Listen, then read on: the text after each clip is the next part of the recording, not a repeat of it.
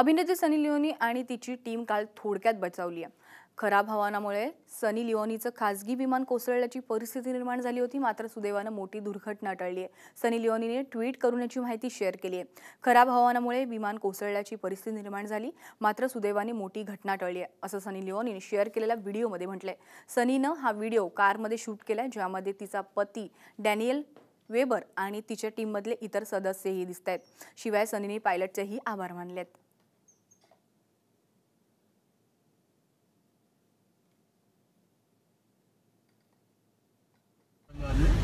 Hey everyone, our plane almost just crashed and now we're in some remote place in Maharashtra and now we're driving home.